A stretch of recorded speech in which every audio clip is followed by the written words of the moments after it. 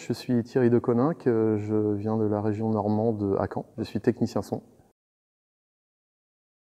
Au CFPTS, on est au 4e jour, donc l'avant-dernier d'une série de 5 jours dédiés à l'apprentissage de la mise en service d'un logiciel de mesure électroacoustique qui s'appelle CrossLight Plus.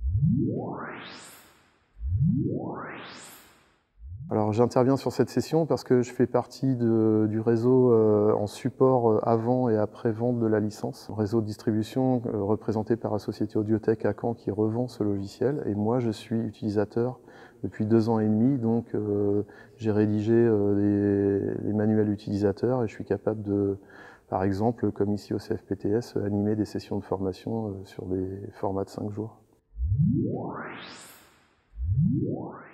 Alors à quoi sert CrossLight Plus pour les spécialistes du terrain? Je répète, c'est un software dédié à la mesure électroacoustique, c'est-à-dire l'alignement des enceintes qui forment les systèmes de diffusion sur les concerts, des spectacles vivants où vous allez voir les artistes sur scène. Ce sont des peaufinements, des améliorations du paramétrage pour que les sons soient agréables à écouter, quelle que soit la zone dans le public, voilà, si vous voulez. CrossLight, qu'est-ce qu'il amène dans le paysage des logiciels de la mesure électroacoustique? C'est qu'on va minimiser le temps imposant la génération de bruit, qui peuvent être désagréables pour l'environnement et tous les corps de métier aux alentours de l'équipe du son.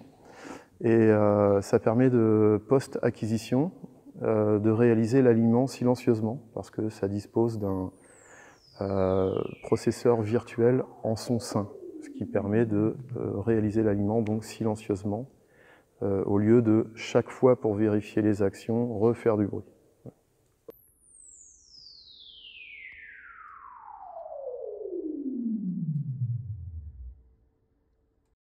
La première rencontre, la première intervention au CFPTS, c'était dans le cadre du transport de l'audio en réseau IP, notamment la technologie Dante de chez Audinate.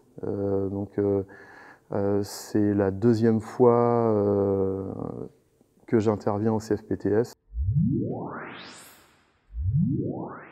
Cette décision de réaliser la première formation en bêta avant inclusion officielle dans le catalogue 2024, c'est pour peaufiner le plan d'intervention de la formation, peaufiner le contenu des supports de cours, pour moi m'entraîner à vivre après en réalité, lorsque ça sera mis en œuvre en 2024, ces sessions.